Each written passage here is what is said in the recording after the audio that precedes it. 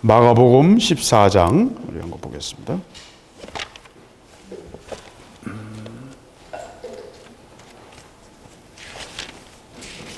마가복음 14장 3절부터 11절까지 보겠습니다.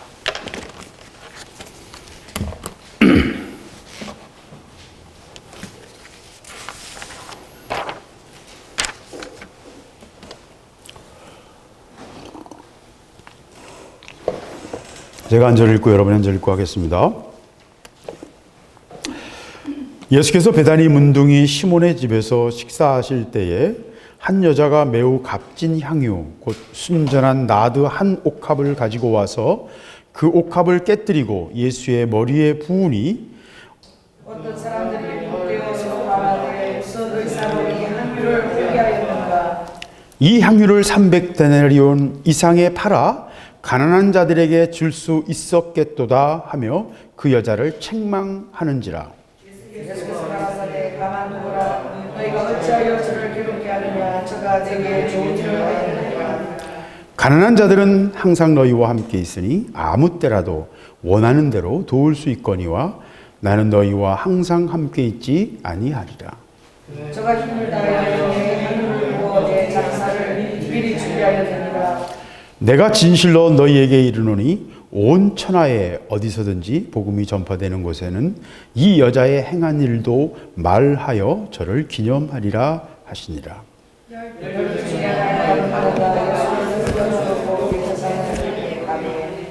저희가 듣고 기뻐하여 돈을 주기로 약속하니 유다가 예수를 어떻게 넘겨줄 기회를 찾더라.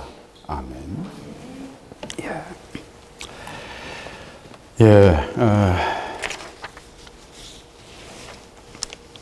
오늘 말씀은 우리가 잘 아는 옥합, 마리아의 옥합 이야기입니다.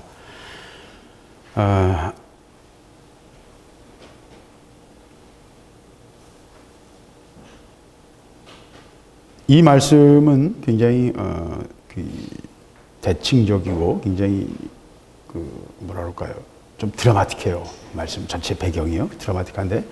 그리고 또 신학적으로는 여기에 많은 논쟁이 있어요. 그래서 왜 그러냐면, 이 옥합을 깨는 이야기, 향유를 예수님 발에 붓고 머리에 붓는 이야기가 신약 성경에 3번 나오거든요. 누가복음 7장에 나오고, 요한복음 11장에 나오고, 그 다음에 마태 26장, 오늘 읽은 마가 14장. 이렇게 큰 그림으로 마태와 마가는 뭐 하나예요. 한 장면, 정확히 한 장면이에요. 근데 그래서 3번 나오거든요. 근데 아무리 봐도 요한복음과 마태복음, 마가복음은 같은 얘기인 것 같아요. 왜냐하면 첫 번째 이야기는 분명히 가버나움 근처에서 그 바리새인 시몬의 집이었거든요.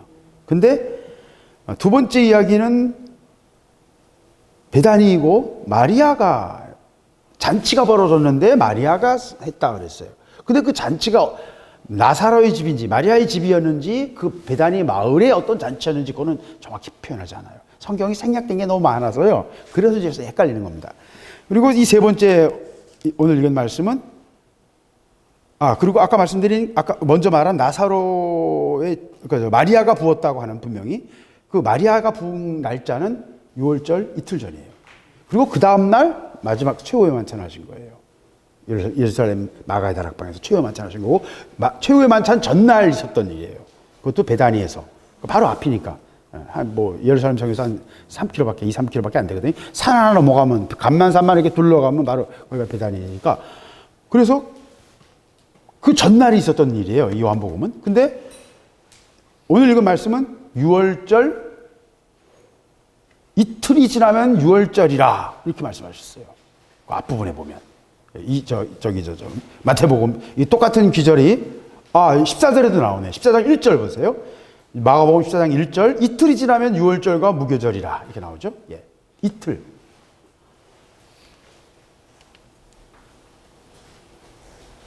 제가 지금 거꾸로 설명했네요. 그러니까, 요한복음이 6일 전이고, 지금 거꾸로 설명했습니다. 네, 이제 저도 좀 헷갈렸네요. 요한복음이 6일 전이고, 마태복음과 마가복음이 이틀 전이에요. 이틀 전. 그래서 서로 다른 것처럼 보여요. 다른 날짜에 있었던 것 같아요. 근데 내용이 다 똑같아요.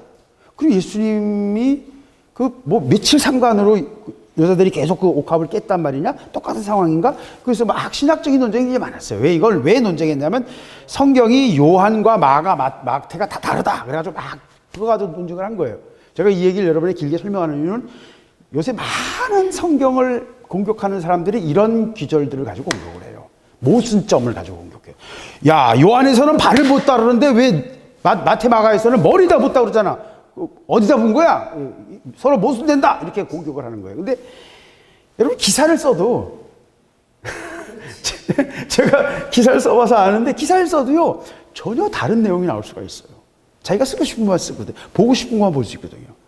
똑같은 내용인데 안 쓴 것들을 서로 이렇게 보면 전혀 다른 이야기처럼 만들 수도 있다니까요. 예, 묘사라는 거는 그런 거예요. 그래서 실제로 저는 어떻게 생각하냐면 이틀 지났다는 게 정확해요. 근데 여섯째, 6월절 엿새 전에 예수님께서 베다니에 가셨다는 말씀이 나와요. 11장에는. 그리고 베다니에 잔치가 있어 그 잔치집에 들리셨다. 그러니까 잔치가 6월절 엿새 전에 그 당일인지 며칠 지난지 그건 모르는 거예요. 왜? 그 성경은 그걸 다 설명하지 않으니까. 그리고 그 잔치에서 마리아가 기름을 붓다는 거예요. 근데 마리아가 기름을 부는데 그 요한복음에서는 발에 붓다고 그랬는데 마태 마가에서는 머리에다 붓다는 거예요. 근데 머리에다 부으면 그게 어디까지 가요? 발바닥으로 가야죠.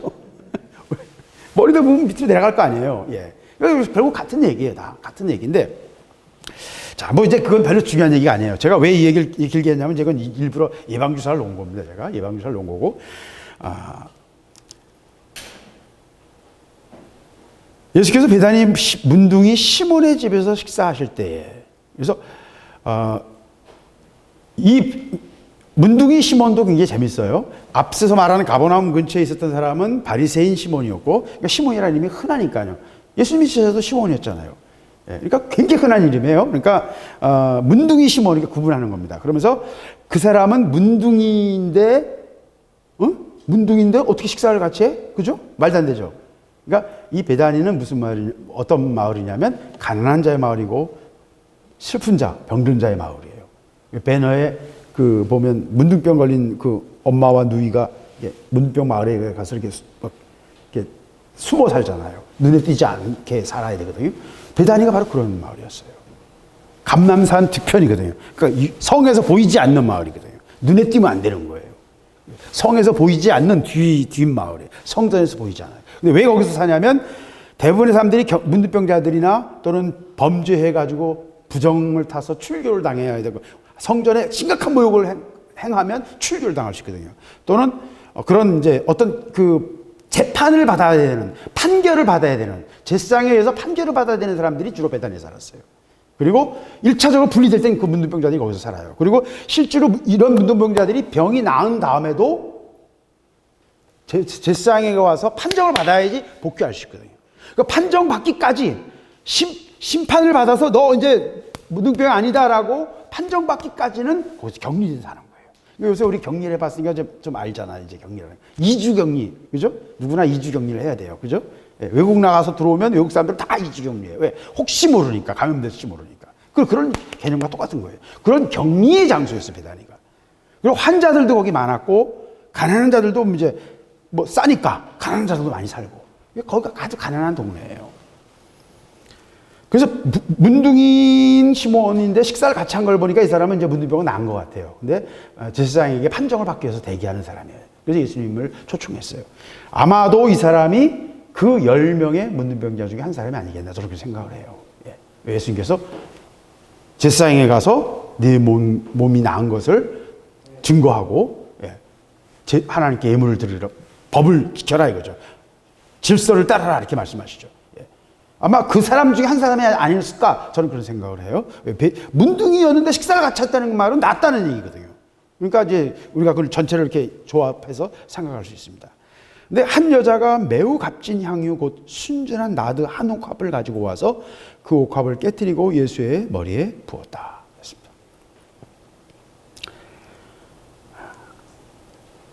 뭐 우리가 다 아는 얘기니까 설명은 길게 안 하겠습니다.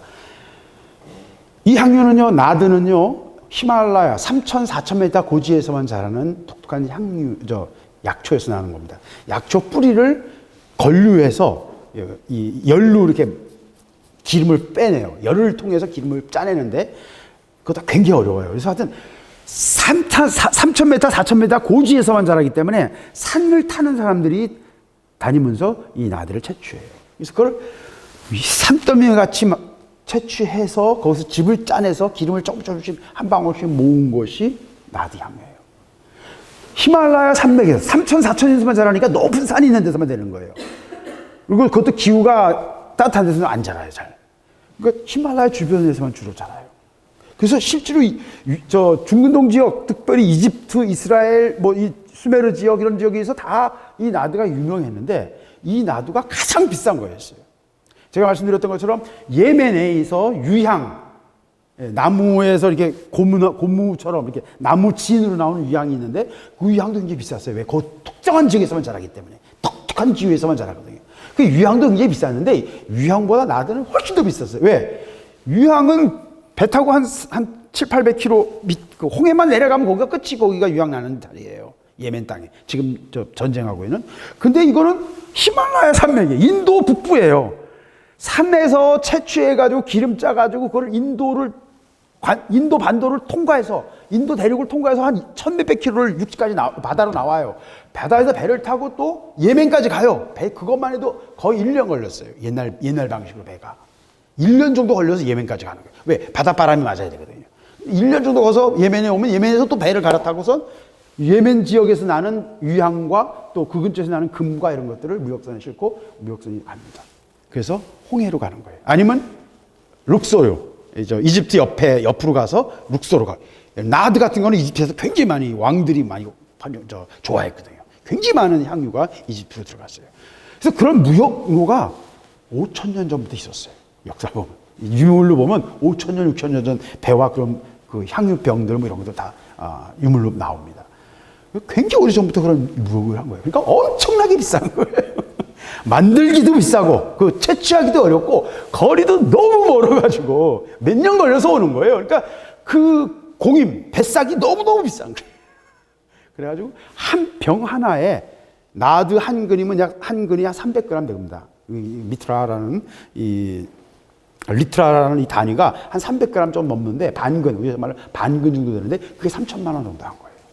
1년, 노동자 1년 임금인 것입니다. 엄청나게 비싼 거. 정말 이 나드 향은 정말 우아하고 정말 좋고 항우울제나 신경안정제 또는 뭐 옛날에는 주로 시체 방부 처리하기 장례용으로 또 머리기름으로 그 사용을 했었어요. 너무 비싸니까 이게 우리는 좀 잘 이해가 안 되죠. 이게 왜 이렇게 비싼 거를 썼나 그렇게 생각하죠. 근데 지금도 향수는 비싸잖아요. 여러분 비싼 향수는요 요만한 병 하나에 돈 100만 원 하는 거 많아요. 요만한 병 하나에 거기에 10cc 들었어요. 10cc. 그러니까 그 향수가 지금 나드하고 같은 가격이에요. 10cc 들었는데 돈 100만 원 하는 게 있거든요. 진짜 비싼 것들은. 그럼 그거 30병이면 3,000만 원이에요. 100달러짜리, 1,000달러짜리 향수는 아무것도 아니에요. 비싼 것도 아니에요. 그냥 고급 향수 중에 보통이에요. 비싼 건 더 비싼 것도 많아요. 왜 그걸 사는지는 모르지만 더 비싼 것도 희소성 때문에 많이들 삽니다. 그렇기 때문에 굉장히 비싼 거예요. 근데 그 나드를 깨가지고 예수님께 부었던 것입니다.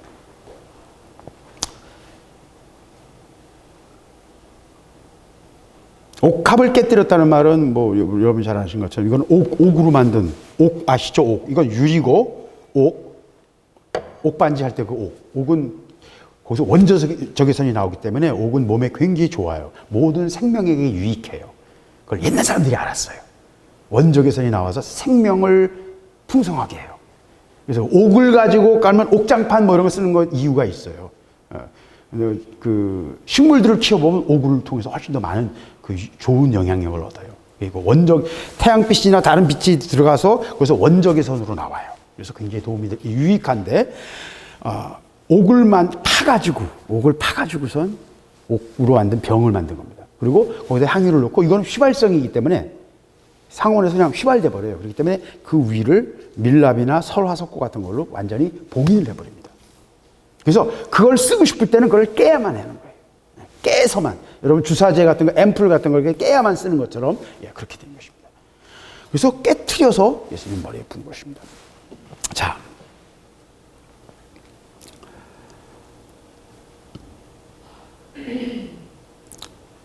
이 여자는 또는 마리아라고 생각하고, 저는 이제 마리아라고 생각하는데, 뭐 거의 2, 3일 사이로 두 번의 붙는 일이 똑같은 게 반복됐을 거라고는 생각하기 좀 어려워요. 그러니까 거의 뭐 마리아라고 생각하는데, 마리아는 왜 이 3천만 원짜리, 우리 요새 돈으로 3천만 원이고 그 당시 사람들은 1년 소득이 얼마나 됐겠어요. 마리아가 평생 모은 거예요. 자기 지참금일 수도 있어요. 마리아가 결혼한 거, 남편 얘기가 안 나는 거 보니까 두 자매, 뭐 오빠, 나사로 이렇게 하는 거 보니까 아마 결혼 안 했던 것 같아요. 그러면 결혼하기 위한 지참금일 수도 있어요. 부모가 유산으로 남겨준 걸 수도 있어요. 그가 만약에 모았다면 평생을 모았을 돈이에요. 예. 3천만 원 모으기 쉽지 않아요. 옛날 사람들 무슨 소득의 방법이 있어요. 그러니까 정말 어려운 것입니다. 그러니까 상상하기 어려운 일이에요. 정말. 정말 옆에 사람들이 야 이걸 왜 이렇게 허비하냐 할 정도죠. 여러분 생각해 보세요. 여러분이 누가 3천만 원의 돈을 가져와서 그 돈을 불태운다고 생각해 보세요. 왜 그 돈을 이렇게 허비하냐 이렇게 할 거 아니에요. 당연히 그럴 거 아니에요. 그거와 똑같은 거예요. 다른 사람들이 볼 때. 예. 그러면서 어떤 사람들이 분을 내서 서로 말하며 무슨 의사로 이 향유를 허비하는가. 예. 그렇죠. 허비가 될 수밖에 없는 거죠. 그거는 10,000명을 불러다 놓고 얘기해도 10,000명 다 이건 허비다라고 말할 거예요. 예수님 당시 예수님 자신도 먹을 게 없어가지고 아침에 배가 고파서 무화과 나무를 보면서 신경질을 내실 정도로, 아침에 여러분 배고프면 짜증나요. 제가 짜증 제일 많이 낼 때가 아침에 일어나요. 이 형이가 잘 알아요. 아침에 저 배고프면 저도 짜증나요. 제가 배부터 채워야 돼요. 배가 제일 무서운 상전이거든요. 근데 그거보다는 이제 당이 떨어지니까 신경질이 나는 거예요. 몸이 막 마음대로 안 되는 거예요. 이 사고가. 왜? 뇌는 다른 영양분을 전혀 못 써요. 순수한 당만 씁니다. 당이 바로 설탕 같은 거 먹으면 바로 뇌로 올라가요. 그래서 머리를 맑게 하는 데는 사탕 같은 게 좋아요. 머리의 생각을 돌리는 데는. 그래서 누가 봐도 이거는 허비하는 거거든요. 누가 봐도. 그러면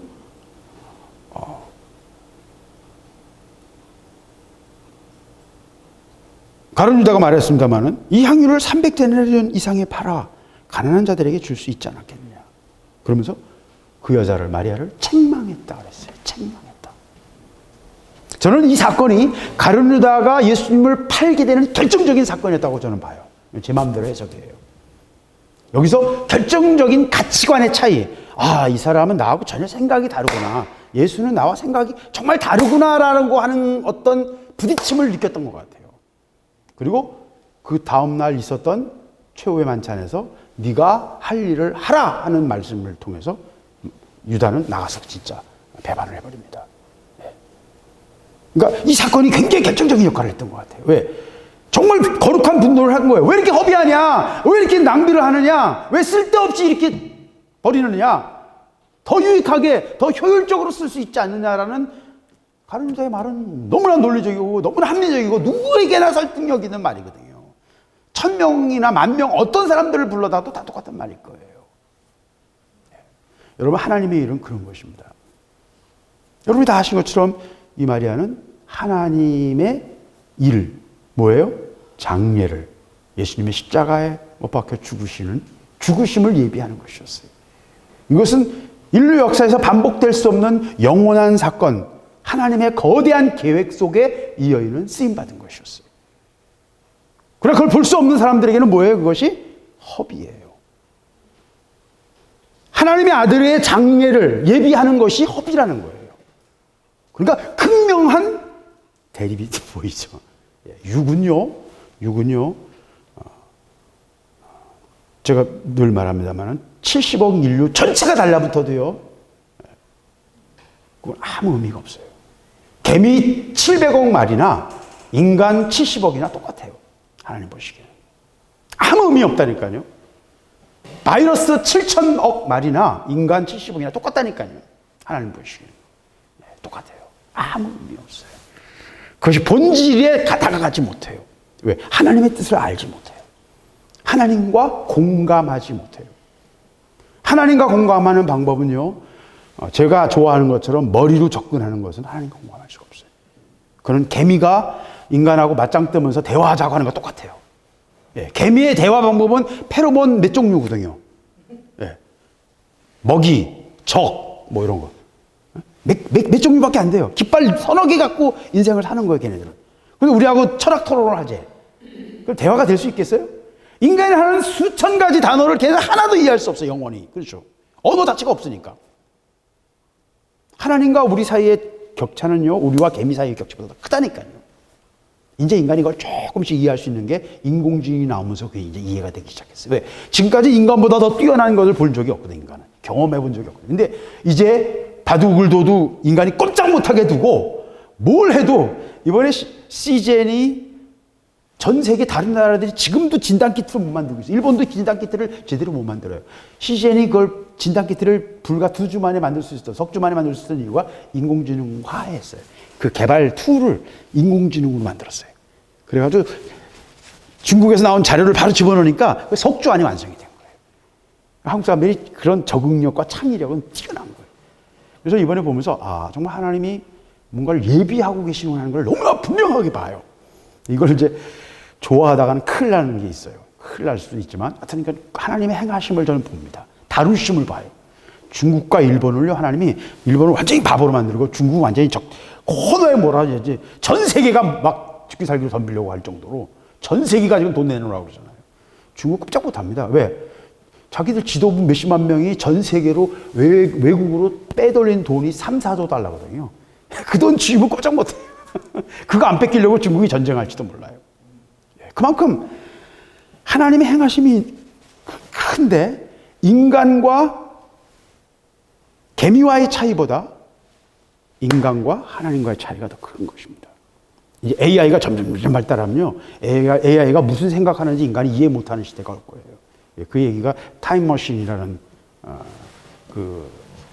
이 소설에 아주 잘 나타나 있죠. 인간이 너무 기술이 발달하니까 다 인간은 바보가 되고 필요가 없는 거예요. 이제 핸드폰이 있으니까 전화번호 기억할 필요 없고 버스 노선 기억할 필요 없고 그거 누르면 되고 도로도 이제 기억할 필요 없어요. 그죠? 내비가 다 알려주는데 내비만 보면 되는 거예요.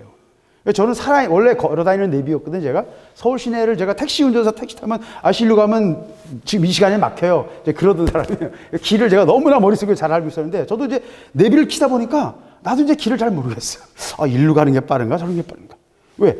안 쓰면 자꾸 퇴화되는 거예요. 인간이 점점 지금 그렇게 돼가는 중이에요. 그런데 하나님의 뜻을 우리가 머리로 이해한다는 것은 바로 그런 것입니다. 처음부터 불가능하다는 거예요. AI도 안 되는데, AI도 인간이 만든 기계도 우리가 그걸 접근하기 어려운데, 우리를 만드신 하나님을 우리가 어떻게 이해하냐고요. 머리로는 처음부터 접근이 불가능해요, 하나님은요. 접근이 불가능하다는 게 아니라 서로 이게 맞출 수가 없어요. 아까 말한 것처럼, 개미처럼. 서로 맞출 수가 없어요. 인간이 개념이 없어서 하나도 설명할 수가 없는 거예요. 개념이 없어서. 하나님 나라는요, 인간의 개념이, 종교의 그 개념이 점점 넓어지면서 더 다양해지면서 하나님 나라를 더 많이 설명하게 되는 거예요. 그걸 거꾸로 생각해요, 세상 사람들은. 예? 종교가 발전한 것처럼 생각해. 아니요. 하나님 나라에서 우리에게 설명하고 싶어도 설명할 방법이 없다니까요. 설명할 수가 없어요. 인간 속에 개념이 없는데 어떡할 거야. 개념이 없는데요. 언어가 없는데. 그걸 이해할 수가 없는데. 그러니까 이해할 수 있는 것으로 설명해야 되니까 기다리시는 거예요. 하나님. 계속 기다리시는 거예요. 우리가 이해할 수 있는 어떤 시간까지 기다리시는 거예요. 그래서요, 하나님의 뜻을 이해하고 하나님과 공감하는 방법은요, 이성으로 안 됩니다. 제가 긴 설명을 하고 막 과학 얘기를 하고 많은 얘기를 하면서 나는 이 얘기 하려고 이 얘기를 하는 거예요. 과학 얘기를 하는 거예요. 여러분 이런 방향으로 처음부터 안 돼요. 그리고 많은 오해가 있는데 그 오해의 문제들을 풀어줘야 돼요. 그들이 거기에 묶여서 그 영혼이 단어 하나에 성경에 모순이 있어. 그러니까 나 안 믿어. 그 한 줄에 그 영혼이 걸려 있어요. 마태복음에 나오는요, 족보에 차이가 많거든요. 그 족보 때문에 성경 안 믿는 사람이 있어요. 저희 아버님이 그러셨어요. 그것 때문에 몇십 년을 안 믿으셨어요. 왜? 본인의 논리적인 그 기준을 볼 때는 이게 안 맞거든. 왜 이렇게 달라? 하는 거예요. 이거는 거짓말이다. 이거는 조작된 거다라는 거죠. 신뢰성이 없다는 거예요. 저는 그런 사람들 너무 많이 봅니다. 하나님에 나아가는데 하나님과의 관계를 가로막는 것 중에 하나가 우리의 생각이에요. 우리의 생각. 내가 가진 기준. 그것이 과학일 수도 있고 자기 성질일 수도 있고 자기 어떤 관심일 수도 있고 그건 뭐 여러 가지일 수 있어요. 하여튼 가룟 유다가 예수님을 결정적으로 부딪히게 된, 포기하게 된, 배반하게 된 동기가 뭐예요? 한 여인이 상상할 수 없는, 자기가 볼 때는 허비를 하는 모습을 보면서 열이 받는 거예요. 왜 저런 걸 그냥 내버려두냐 말이야. 이 예수가 메시아가 맞아? 예. 자기가 용납이 안 되는 거예요. 그래서 예수님을 팔아버린 거예요. 여러분, 이 상황, 저는 이게 너무나 선명하게 이 부분이 보여요. 그러면서 이거 하나님을 아는데 이게 너무너무 중요한 부분이라는 거예요. 너무너무 중요한 부분이에요. 하나님 우리 머리로 이해 못하는 분입니다. 여러분이 납득해서 하나님을 알려고 하면 큰일 납니다. 하나님은요, 우리의 마음으로 만나는 분이에요. 마음으로. 더 깊이 얘기하면 우리의 영으로 만나는 분입니다. 영으로 만나는 것이고, 그것은 지식도 아니고요. 그건 감정도 아니에요. 많은 감정이 필요해요. 감정이 들어가요. 그러나 감정 그 자체는 아니에요. 그분을 향한 사랑이에요. 마리아가 이렇게 한 거는요, 마리아는 뭐 논리적으로 이해한 게 아니에요. 그냥 하나님 말씀을 통해서 십자가의 얘기는 들었을 거예요. 내가 예루살렘에서 죽어야 된다는 말씀은 분명히 들었을 거예요. 부활은 모르지만, 부활은 뭐 얼마나 말씀하시는지 모르겠지만, 부활도 분명히 말씀하시긴 하셨어요. 그러나 분명히 예루살렘에서 십자가에서 내가 죽어야 된다는 말씀을 하셨거든요. 예, 몇 번이나 하셨거든요. 계속 따라다녔으니까 분명히 그 말씀을 마음에 두고 있었던 여인은 마리아 한 사람이었던 거예요. 그리고 마리아는 그거를 뭐 이렇게 논리적으로 신학적으로 이해하고 했던 거 아니에요. 예수님을 향한 뭐예요? 뜨거운 사랑. 자기가 가진 어떤 것도 아까워하지 않고 다 내어던질 수 있는, 깨트릴 수 있는 뜨거운 사랑. 그리고 주님을 향한 감사의 마음. 왜? 자기 오빠를 살려줬잖아요. 썩어 시체 냄새나는 오빠를 살려주셨잖아요. 그 얼마나 큰 하나님의 능력이, 하나님의 어떤 권세예요. 그러니까 예수님께서 자기에게 행하신, 자기 가정에게 행하신, 오빠와 그 자기 누이에게, 언니에게 행하신 하나님, 예수님의 자기 가정을 향한 사랑을 너무너무 감사해하기 때문에 마리아는 그 마음으로 자기가 가진 가장 귀한 것을 그냥 아낌없이 깨뜨린 거예요.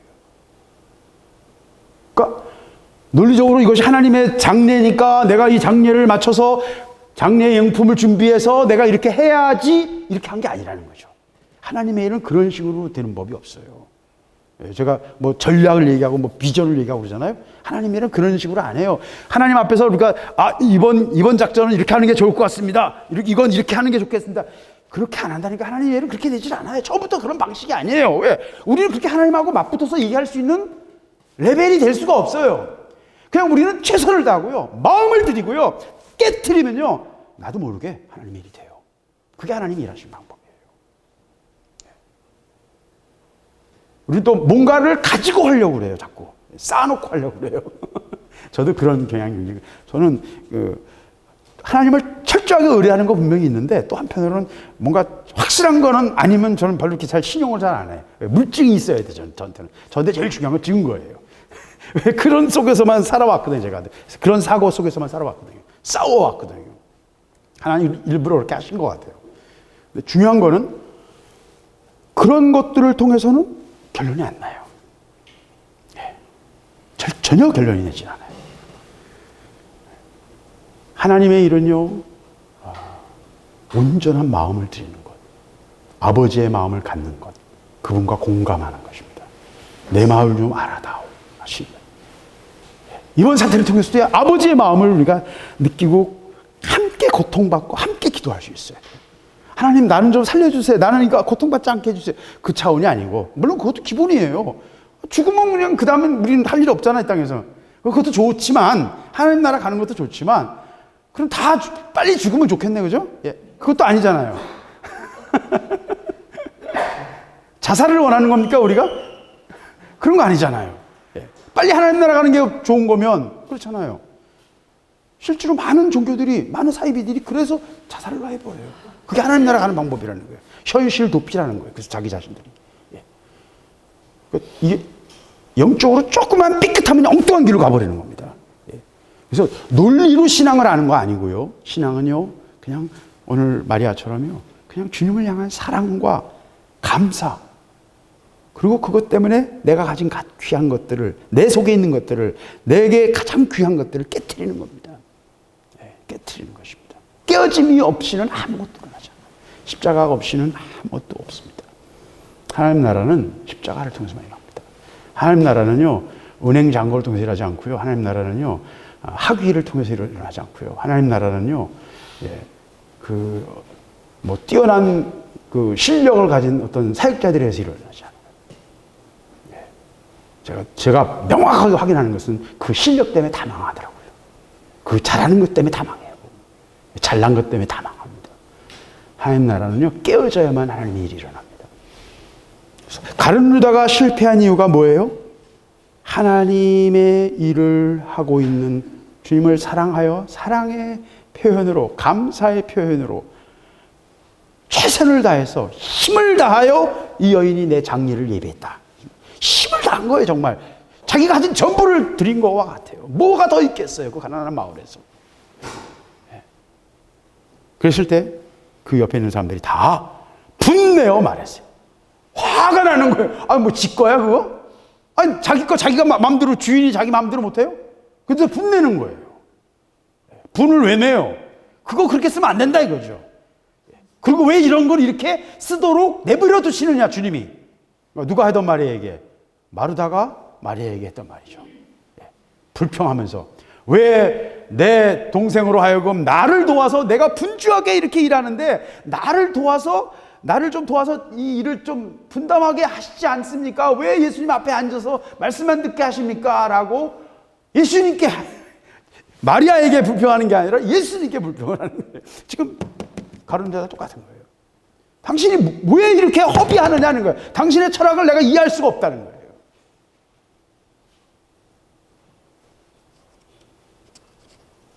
가룟 유다의 눈에는 하나님의 아들을 장례를 예비하는 일이 허비였어요. 하나님의 관점과 인간의 관점은 다릅니다.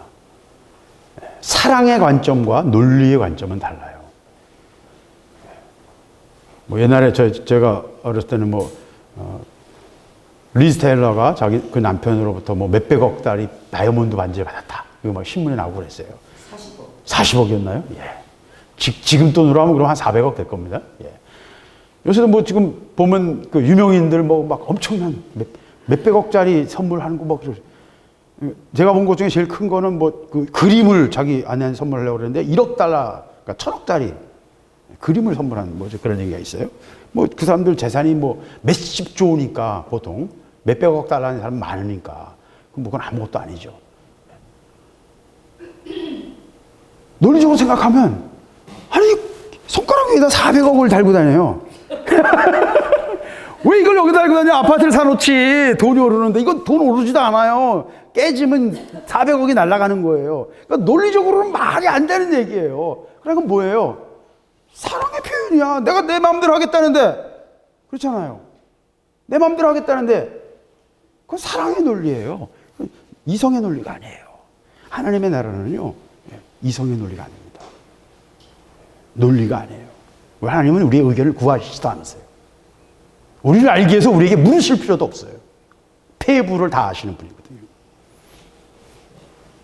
여자를 책망합니다.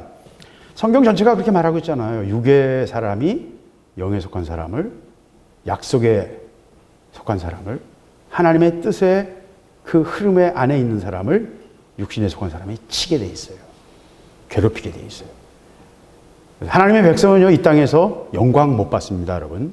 처음부터 그걸 아셔야 돼요. 이 땅에서 영광이 아니에요. 우리는 하나님 앞에서 영광입니다. 영원한 영광입니다. 이 땅에서 잠깐 인정받는 건 아무 의미 없어요. 그건 아무 가치도 없어요. 그건 아무 의미 없어요. 말로만 할 뿐이죠. 관심도 없어요, 그 사람들이. 실제로. 우리한테 환호하는 것 같아죠. 여러분이 연예인 환호하는 것 똑같아요. 관심 있어요, 여러분? 그냥 잘하네, 예쁘네 이거지. 물론 아이돌을 좋아하는 젊은 아이들은 그 시기에 퍼퓰러브 하는 시기에 뭔가가 필요해요. 투사할 대상이. 그러니까 그게 필요해서 그렇게 하는 것뿐이에요.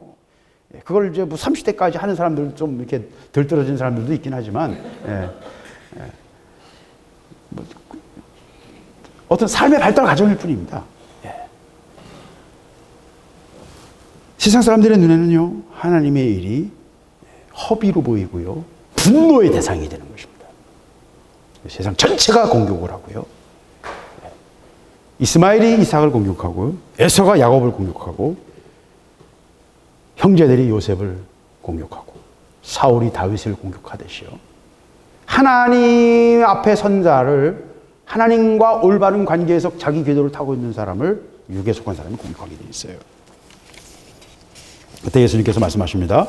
가라사대 그만두어라. 너희가 어찌하여 저를 괴롭게 하느냐. 저가 내게 좋은 일을 하였느니라. 좋은 일을 했다는 거예요. 그러니까 이 일은 순수하게 누구를 위한 일이에요? 예수님을 위한 일이에요. 순수하게 예수님을 위한 일이고, 예수님은 메시아로 오셨지만 기름 부음을 받았어요, 안 받았어요? 공식적인 기름 부음이 없었어요, 예수님은. 공식적인. 왜? 어디서 누가 제사장이 관유를 만들어가지고 부어야 되는데 그게 아니었잖아요. 사무엘이 사울에게 부었듯이, 사무엘이 다윗에게 부었듯이 공식적인 기름 부음이 있어야 되거든요. 그래야 그게 공식적인 게 되는 거예요. 근데 예수님은 공식적인 기름 부음이 없었어요. 아까 말한 것처럼, 이 바리새인 시몬의 집에서 발에다가 여인이 기름을 붓고 머리털로 닦은 그런 일은 있어요. 머리에다가 기름 부음, 공식적 기름 부음은 없었어요. 머리 기름 부은 건 마리아가 유일해요. 저는 뭐 이 요한복음과 이거 같다고 보니까 마리아가 유일한 거예요. 어떤 의미에서는 공식적인 기름 부음이었고, 그것은 동시에 장례의 예비였던 것입니다. 그리고 하나님의 나라의 관점에서 볼 때는 엄청난 일을 이 여인이 한 거예요. 그래서 이 여인이 복음이 전해지는 곳마다 이 여인의 이름을 기억하고 이 여인을 기념하게 될 것이다. 너무 기념해서 그 마리아는 아니지만, 마리아가 너무 유명해져 버렸죠. 어머니 마리아를 갖고 하지만, 어머니 마리아하고 아무 관계 없어요. 왜? 여신숭배 사상을, 토속적인 원래 있던 여신숭배를 캐톨릭이 그걸 받아들인 거예요. 마리아를 덮어 씌운 거예요. 여신숭배 사상을 이용하는 것뿐입니다. 모든 성인숭배도 마찬가지고요. 그리스 신화에는 많은 신들을 다 수용한 게 성인들이고요. 그것이 나름대로의 그리스와 유럽 지역의 토착화였어요. 그러나 그 속에 수많은 해악이 들어있던 것입니다. 자, 그래서 저를 괴롭게 하지 말라는 거예요. 육에 속한 사람은 항상 영에 속한 사람을 공격해요. 영에 속한 사람은요, 반격하지 않습니다. 변명하지 않습니다. 변명하지 않아요. 그가 정말 하나님께 다름을 받은 사람이라면 자기 변명 안 합니다. 싸우지도 않고요. 그래서 예수님께서 편을 들어주세요. 마르다가 불평할 때도 예수님이 마리아 편 드시고요. 가룟 유다가 마리아를 괴롭힐 때도 예수님이 마리아 편을 들어주세요. 하나님 편애하십니다. 어떤 사람 편애해요? 하나님의 마음을 아는 사람. 그 마음을 꿰뚫는 사람. 그건 당연한 거 아니에요? 인지상정 아닙니까? 강아지를 키워도 주인 말에 잘 따르는 강아지 이뻐하지. 강아지 여러 마리인데 지 갈 길 가고 아무 관심도 없고 먹을 것만 줘야 달려붙고 그런 강아지 있으면 아무래도 감정이, 야, 이게 뭐야, 이놈 새끼는. 먹을 것만 있어야 나한테 달려붙네? 나 자체를 좋아해주고 나를 기다리고 나를 좋아해주는 강아지가 있으면 내가 그만큼 그걸 좋아할 수밖에 없잖아요. 마음이 통하니까. 그렇잖아요. 그건 인지상정이에요. 하나님의 뜻을 이해하고요. 하나님의 마음을 머리로 이해하는 게 아니라고 계속 말하잖아요. 제가 머리로 이해하는 게 아니라 아버지의 마음을 알고 그 마음을 자기도 모르게 관통하는 사람을 하나님은 변호해 주세요. 항상. 변호하세요. 하나님이 편들어준 사람이 돼야 돼요. 하나님 편들어준 사람은 무서워요, 여러분. 우리 집에도 예진이가 조금 그게 좀 있어요. 그래서 막 싸우다가도 두 딸내미가 예진이가 뭐라고 이제 뭐 얘기하면요 조금 움찔움찔해요. 왜? 조금 뭔가 다른 걸 알거든. 세네 살 때부터 자기는 기도원 원장이 되겠다고 기도원에서 막 부흥하던 애거든요.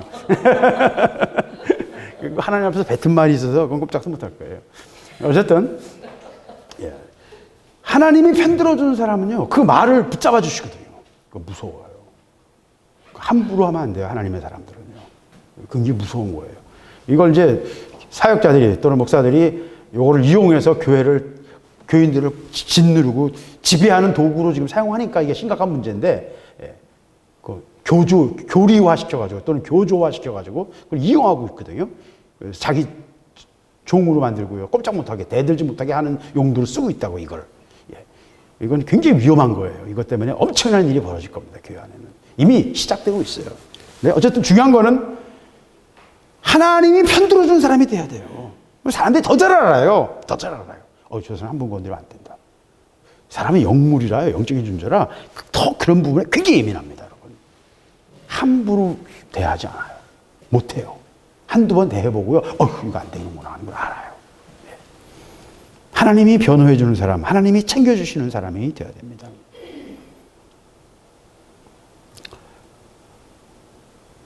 마리아는 어떻게 해서 이렇게 하나님 앞에 서게 됐을까요? 아주 단순합니다. 마리아가 뭘 좋아했습니까? 예?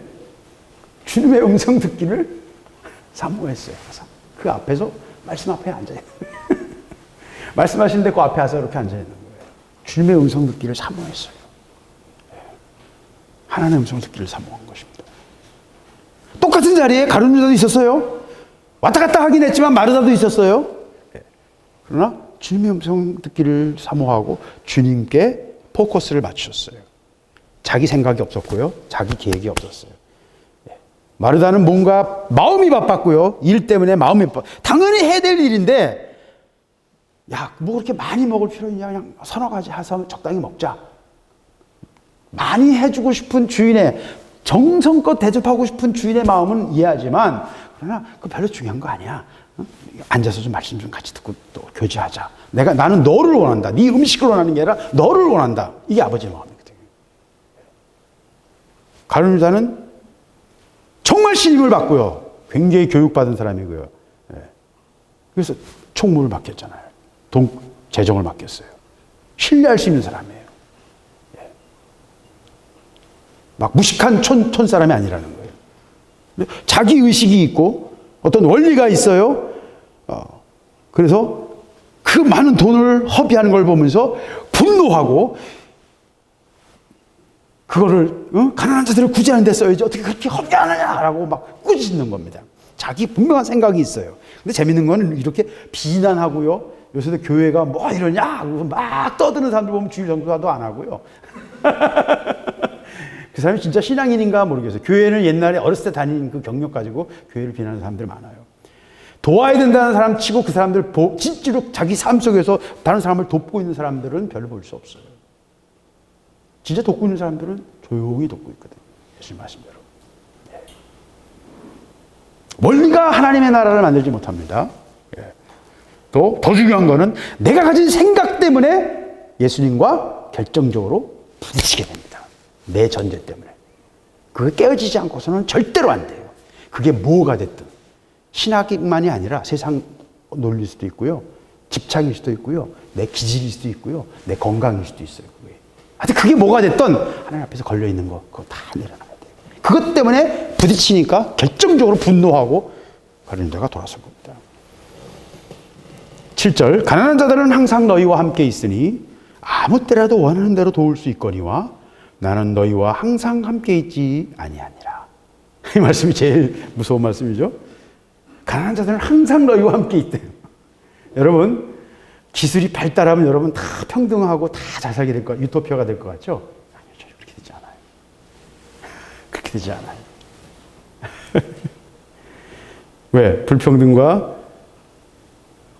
착취와, 이 시대에도 착취가 엄청나게 일어나고 있는데, 착취와 많은 악이 뭐 때문에 생기는 거예요? 물질이 부족해서 생깁니까? 아니요. 물질이 너무 남아도 착취해요. 탐욕 때문에.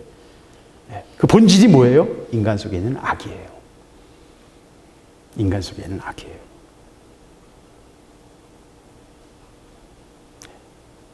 그래서 가난한 자들은 항상 우리와 함께 있습니다. 인간의 사회는요, 영원히 불평등할 거예요. 네, 영원히. 그럼 불을 보듯이 뻗어요. 저주 아래 있는 땅에서 사는 인간은요, 유토피아를 만들 수가 없어요. 하나님과 올바른 관계 있지 않고서는 선이 우리에게 오지 않아요. 그것을 무시하고 선을 만들려고 하는 모든 노력은 결국 사탄의 도구가 될 뿐입니다. 공산주의처럼. 지금 딥스테이트가 하고 있는 뉴 월드 오더도 마찬가지예요. 그들이 가진 이상은 너무 아름다운 거예요.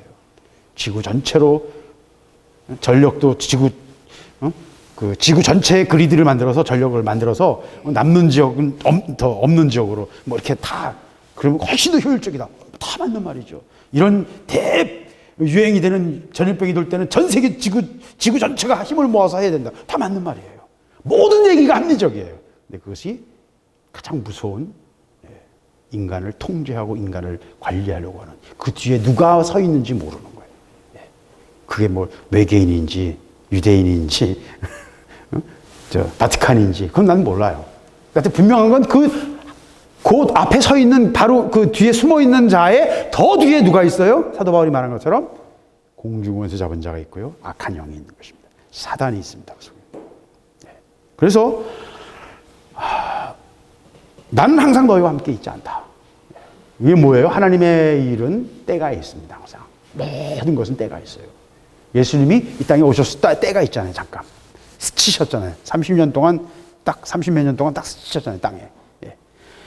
때가 있어요. 하나님의 모략을 우리가 이해하고 그 때를 맞춰야 돼요. 그건 아까 말씀드린 것처럼 이 땅 이렇게 하는 게 아니고 그냥 최선을 다하고 하나님 그 때를 맞춰주세요. 하나님의 때가 되는 거예요. 우리가 그걸 우리 능력으로 그걸 맞출 수 있는 우리는 능력도 없고 어떤 그런 볼 수 있는 것도 없어요. 우리에게 그런 게 없어요. 우리 아예 이런 것 자체가 우리를 다룰 수 있는 영역에 있지 않아요. 하나님의 권세와 하나님의 그 다루심, 하나님의 전략이요. 하나밖에 없어요. 강아지와 나도 공감할 수 있는 것처럼 마음의 공감이에요. 서로 사랑하는 거고 서로에 대한 관심이에요. 내가 아버지를 향한 관심이고 아버지의 마음과 아버지의 모략에 대한 관심, 아버지를 향한 마음이 있을 때 하나님이 그 마음을 통해서 일하세요. 부지중에 순종할 때 하나님의 일에 동참하게 되고 마음의 감동을 따라 순종할 때 하나님의 일에 쓰임받게 되는 것입니다. 영을 따르는 거예요. 내 안에 있는 음성을 따르는 거예요. 그러면 하나님의 일에 우리는 쓰임받을 수 있어요. 하나님의 일은 공감으로 합니다. 아버지의 마음을 공감함으로 합니다. 감정이 하나님의 일은 아니에요. 근데 이제 감정이 많이 필요해요. 아버지와의 마음을 나누는 부분에 있어서는 기쁨이 있어야 되고요. 평안이 있어야 되고, 평안은 감정은 아니지만 평안이 감정의 어떤 기초가 되거든요. 그런 것들이 많이 필요해요. 근데 또 그렇다고 감정의 과잉이 하나님의 일은 아니에요. 그걸 오해하면 안 돼요. 어떤 특정한 감정이 하나님의 일의 어떤 증거인 것처럼 생각할 수 있어요. 전혀 그렇지 않습니다. 하나님 말씀만 붙잡고 있는 것이 또 하나님의 일인 것처럼 생각할 수도 있어요. 그것도 아니에요. 하나님의 일은 아버지와 마음으로 공감하는 것입니다. 그래서 하나님의 일은 아까 가룟 유다가 실패했던 것처럼 명분이나 원리가 아니라 주님에 대한 사랑과 감사와 감격이 있을 때 하나님과 올바른 관계가 돼서 기아가 제대로 돌아가는 거예요. 그밖에 없어요. 감사 외에는 통과하는 방법이 없습니다. 기쁨 외에는요. 그리고 아버지를 향한 사랑 외에는 하나님과 올바른 관계를 맺을 방법이 없어요. 그래서 최선을 다해 자아를 깨트리고 우리가 우리 안에 있는 향유를 부을 때 하나님의 일에 쓰임받고 예비할 수 있습니다. 8절 저가 힘을 다하여 내 몸에 향유를 부어 내 장사를 준비하였느니라. 네. 준비했어요. 우리가 하나님의 일에 준비하는 자가 되기를 바랍니다. 저 자신도 하나님의 일에 준비된 자가 되기를 원해요. 근데 어떻게 하라고요? 힘을 다하여. 아까 말씀드린 것처럼 평생 모아야 되는 거거든요. 1년치 임금이니까. 근데 날품 패밀리들을 매일 그날 벌어서 그날 먹고 살기 바쁜데 어떻게 1년치를 모으냐고요. 그러니까 열흘마다 한 번씩 모은다고 해도 10년이 걸린다는 얘기예요. 열흘마다 하루씩 굶어도 10년이 걸리는 거예요. 그걸 모은다. 10년이 아니죠. 열흘마다 한 번씩은 한 10년 걸리겠네요.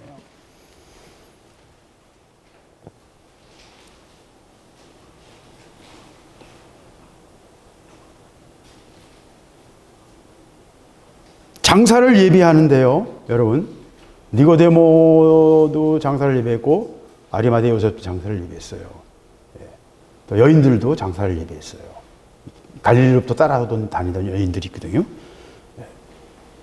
아리마대 요셉은 자기가 돌아가신 다음에 자기를 위해서 예배했던 무덤을 가지고 왔고, 니고데모는 모략과 침향 섞은 걸 100근쯤 풍성하게 많은 거를 준비했어요. 뭐 니고데모가 얼마나 부자였는지 모르지만 자기 전 재산 절반 이상이었을 것 같아요. 100근이나 되는 그 모략과 침향 이런 것들을 많은 것을 가져왔고, 그 외에도 유대인의 장례 법대로 향품과 세마포를 가지고 예수님을 시신을 쌌습니다. 그것들이 다 니고데모와 아리마대 요셉, 또 갈릴리에서 쫓아온 많은 여자들이, 그 여자들도 향품과 향유를 예배했어요. 근데 이들은 다 언제 했어요? 예수님이 십자가에서 돌아가신 다음에. 그러니까 미리 예비한 자는 누구예요? 마리아 한 사람. 그러니까 마리아가 놀라운 거예요. 놀라운 거예요. 본 다음에 하는 거는 그것도 물론 굉장한 거죠. 그것도. 아리마대 요셉이나 니고데모나 이 여인들도 굉장히 굉장한 거예요. 왜?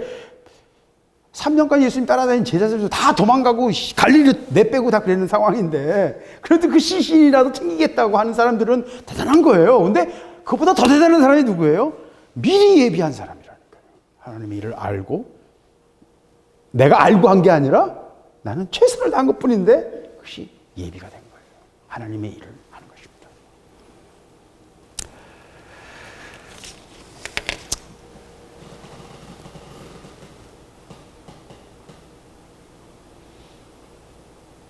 결론을 말씀드리겠습니다. 가룟 유다와 마리아를 여러분 비교하세요. 둘 다 같은 자리에 3년간 거의 같이 있었어요. 특별히 예수님이 사랑하는 사람들입니다. 가룟 유다도 예수님이 사랑하시고 신임하신 사람이에요.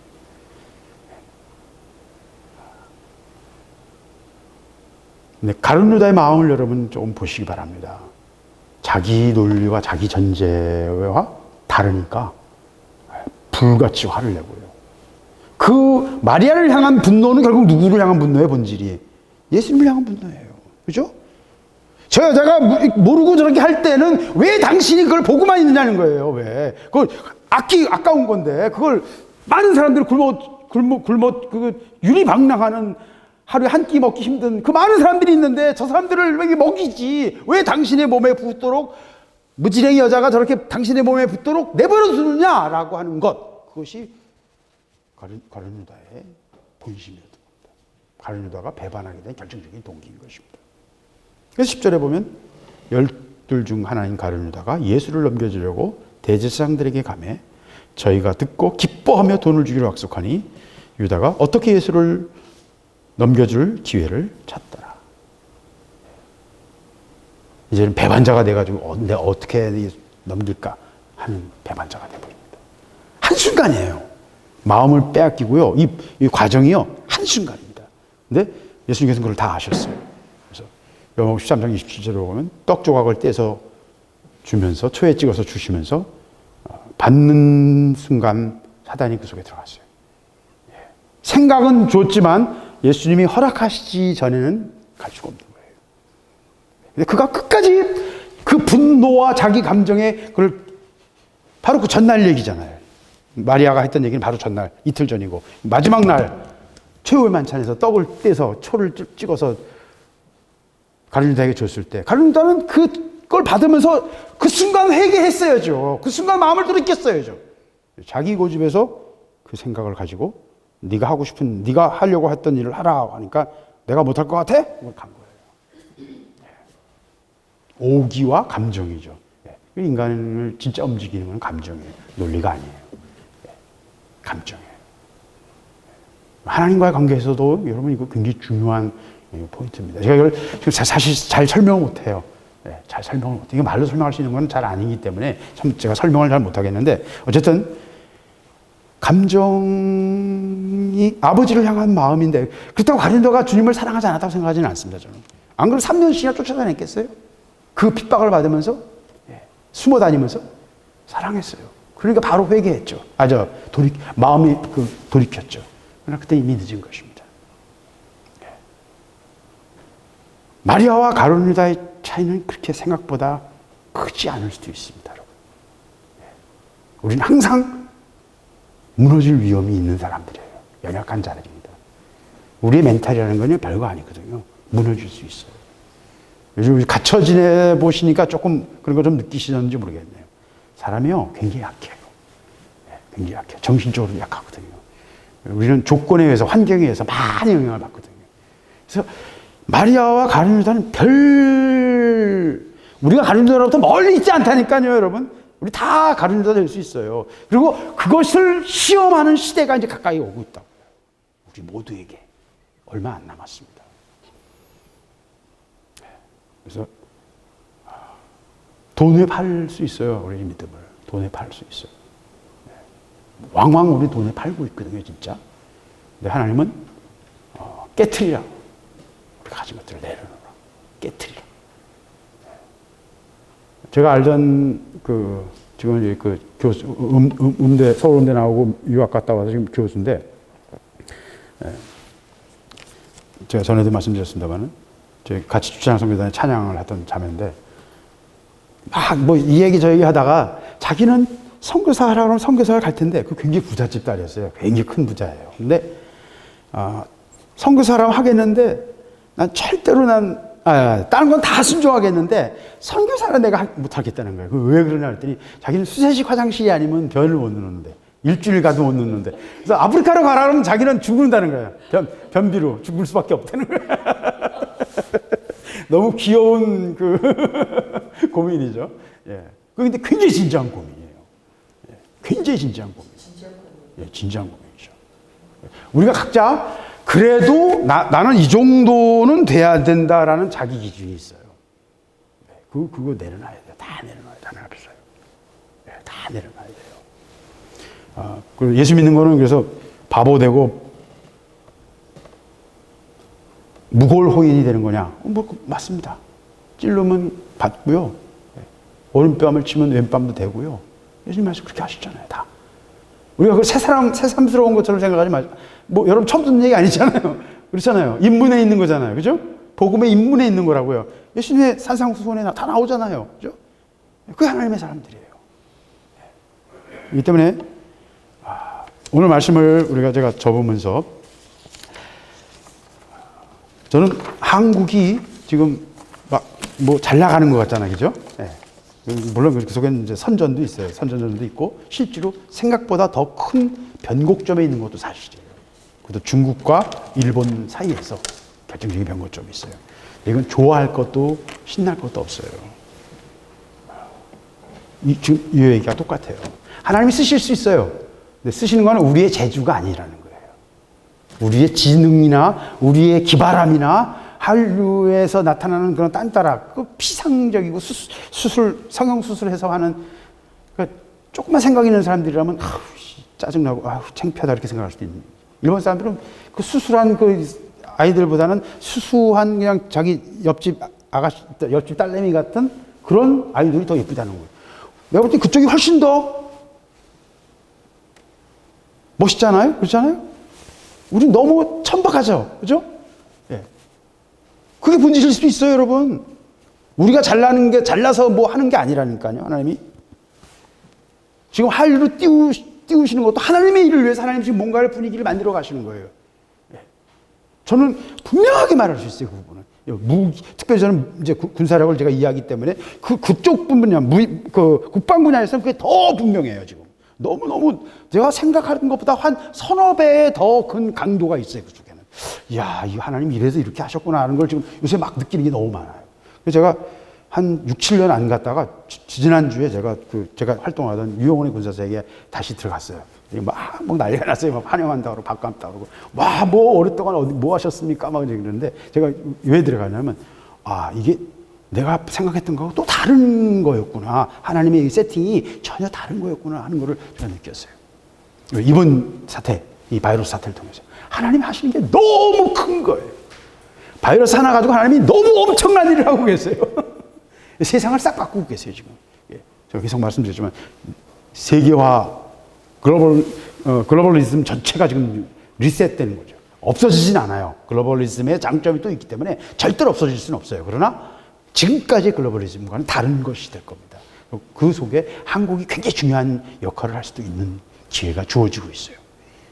굉장히 선도적인 국가가 될 수 있어요. 근데 그 자체에서 또 하나의 기획된 거예요. 그래서 더 나가면 한국이 중국을 공격하는 중국과의 미국과의 전쟁에 한국이 제일 앞장서서 전쟁하는 국가로 이용하고 싶어 하는 것까지 저는 봐요. 그렇게 될 것 같아요, 지금 분위기는. 우리가 한국군이 일본군처럼 과거 1930년대 일본군이 중일전쟁을 통해서 중국 난징 대학살까지 엄청난 일을 했잖아요. 그런 것처럼 한국군이 중국과의 서구와의 전쟁에서 한국 육군이 제천방에 서서 앞으로 들어가게 될 가능성이 제가 볼 때는 지금 점점 지금 한 두 달 전에는 그런 얘기하면 바보가 되고 10%도 아닌 가능성이었다면 지금쯤 한 40%쯤 됐어요. 근데 두 달 뒤에는 한 70%가 될 수도 있어요. 예. 한국이 그럴 수도 있어요. 그러면 한국이 전승국이 돼서 중국을 다스리는 나라가 될지도 모릅니다, 여러분. 외국 애들이 지금 그런 걸 준비하고 있는 게 좀 보여요. 근데 이 모든 것들이 뭐 두서없는 막 정신없는 얘기인데 이 모든 것들을 통해서 하나님이 뭔가를 세팅하고 계신데 우리의 군사력이나 우리의 가진 한류나 뭐 문화적인 능력, 기발함 뭐 이런 것들이 하나님의 일에 쓰임받을 거냐고 생각하냐고요? 전혀 그런 게 아니라는 거예요. 한국교회가 마음을 가지고 마리아의 자리에 서지 않으면요, 이 전체가 다 불쏘시개가 될 겁니다. 중국이 지금 그러고 있는 것처럼, 일본이 그러고 있는 것처럼 불쏘시개가 될 겁니다. 하루아침에 저는 뻔히 보여요. 가룟 유다가 될 겁니다. 마리아가 되느냐 가룟 유다가 되느냐는요, 우리 개인의 선택이지만, 개인의 선택, 각자의 삶의 문제이기도 하지만 한국이라는 나라의 땅끝 백성들의 어떤 한국교회의 선택의 문제일 수도 있어요. 전 그걸 봐요. 그게 보여요. 그래서 이걸 어떻게 해야 될까? 어떻게 해야 이걸 좀 효과적으로 전할 수 있을까? 그런 고민을 요새 많이 해요. 그러니까 뭔가 적극적으로 뭔가 이걸 해야 된다는 느낌을 계속 갖고 있어요. 그래서 유튜브로 다시 해야 되나? 그래서 제가 요번에 군사세계 다시 그 아이디도 막 지어주고 그래가지고 다시 이제 옛날 걸 찾아내가지고 했는데, 그걸 한 이유가 그거예요. 내가 전혀 할 생각이, 난 버렸으니까 할 생각이 없었거든요. 관심도 없고 이제는. 근데 그걸 찾아낸 이유가 있어요. 하나님 걸 뭔가 그걸 통해서 하고자 하시는 것이 있음을 제가 느껴요. 이거 뭔가 해야 되는 거, 내가 이제 해야 되겠다는 생각이 막 들어요. 이건 저는 그런 생각 별로 안 하는 편이거든요. 하나님이 준비하시기 전까지 저는 움직일 생각이 없어요. 하나님께서 준비해서 확실하게 주시지 않고서는 결국 똥 쌀 거밖에 없는 거 내가 알거든요. 하나님의 사로잡혀지 않으면 해봤자 다 쓸데없는 짓 하고 나만 피곤하게 할 일을 할 거라는 거 뻔히 알기 때문입니다. 하나님이 뭔가를 지금 뭔가 밀어붙여야 될 때가 오는 거구나 하는 걸 느껴요. 근데 너무나 결정적이기 때문에 이 마리아의 길을 갈 거냐, 가룟 유다의 길을 갈 것이냐, 뭘 택할 것이냐, 그건 우리 민족의 운명, 이 땅끝 백성 전체의 운명과도 관련이 됩니다. 하여튼 이건 제가 지금 무슨 소리 하는지 잘 모르겠습니다만은 이거는 개인뿐만 아니라 이 전체로서의 땅끝 백성 전체의 이야기라고 저는 생각합니다. 그래서 이 부분에 있어서 저도 그렇고 우리 수목경향교회 우리 성도들 전체도 그렇고 우리가 해야 될 역할이 있는 것 같아요. 뭔가를 해야 되는데 어떻게 해야 될지는 잘 모르겠습니다. 그래서 마리아와 똑같아요. 그냥 최선을 다해서 우리의 마음을 드리고 기도하고 중심을 들이면 하나님 뭔가를 하실 겁니다. 근데 이제 나는 최선이라고 생각했는데 하나님은 야, 너 뭐하냐? 그게 있죠. 나드는요 아까 말씀드린 것처럼 3, 4천 메다 고지에서 수만 개의 뿌리를 과가지고 만드는 정수예요. 향. 근데 그 비싼 나드도요, 아주 작은 배에다 싣고 가고 대상에 이렇게 낙타에 싣고 가다 보면 서로 부딪히고 할 거 아니에요. 그러면 작은 틈만 있어도 그 속으로 박테리아가 들어가면 악취가 돼버려요. 벌레 한 마리만 들어가면, 파리 한 마리만 들어가면 향료 전체가 다 악취가 돼요. 썩은 냄새가 날 수밖에 없는 거예요. 그래서 뭐가 필요해요? 순전함이 필요한 것입니다.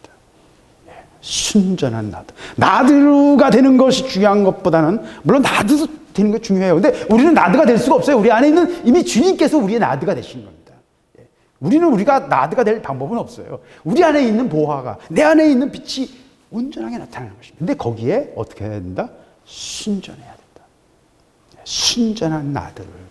그래서 마음이나 생각이나 지금 이 시대의 어떤 흐름, 세상의 흐름이나 이런 속에서 우리의 마음과 우리의 생각을 지키고 순전함을 가진 하나님의 사람들이 필요하다는 것입니다. 그 사람이 하나님의 일을 예비하는 사람이에요. 다 일어난 다음에 예비하는 아리마대 요셉이나 니고데모가 아니라 일어나기 전에 미리 예비하는 자들, 미리 준비하고 하나님의 일에 쓰임받는 자들이 있다는 것을 기억하시길 바랍니다. 이 마리아의 순종, 마리아의 이 사역이 오늘 우리에게, 이 교회에, 우리 모두에게 요구하시는 하나님의 사역일 수도 있다 라는 생각을 합니다. 기도하겠습니다. 하나님, 제가 무슨 얘기했는지 잘 모르겠습니다. 그런데 아버지 아시지요? 아버지, 제가 주님을 얼마나 사랑하는지 주님 아십니다. 아버지, 다른 어떤 것도 제 마음을 흔들 수 없고 인류 전체가 달라붙어도 저는 고개도 돌리지 않습니다. 아버지께서 나의 주인이시고 나의 전부이시며 아버지가 나의 왕이십니다. 아버지가 나의 주인이십니다. 아버지 마음에 합한 자가 되기를 원하며 아버지께서 인정하시지 않는다면 저희는 아무런 의미가 없고 아버지께서 변호해 주시지 않는다면 저는 아무것도 가질 수 없습니다. 아버지 도와주세요. 그러나 아버지 일들을 보면서도 뭘 어떻게 해야 될지 모르겠고요. 아버지 답답한 것밖에 없고요. 저 자신도 너무 한심합니다. 그러나 아버지를 바라보며 은혜와 능력과 이 모든 것들이 아버지 안에 있음을 보며 제 속에서 제가 가지고 도울 수 있는 건 아무것도 없음을 제가 고백하며 아버지의 일에 내 마음과 중심을 드리는 마리아처럼 최선을 다해 주님을 향해 최선을 다할 수 있도록 힘을 다할 수 있도록 아버지 제게 은혜를 주시옵소서. 마음을 드리기를 원하며 사랑을 드리기를 원하며 아버지를 향하기를 원합니다. 그리고 이 마지막 때에 우리가 해야 될 사명을 감당하는 자들이 되기를 원합니다. 아버지 은혜를 허락하여 주시옵소서. 아버지 도와주시기를 원합니다. 아버지 감사합니다. 아버지 감사합니다. 아버지 그리 말씀하시니 감사합니다. 아버지 감사합니다. 아버지께서 받으시고 연락하시기를 원합니다. 저희를 인도하시고 이끌어 주시고 최선을 다하게 하여 주시옵소서. 모든 것을 주님께 맡기며 예수 그리스도 이름으로 기도드렸습니다. 아멘. 계속해서 기도하시겠습니다.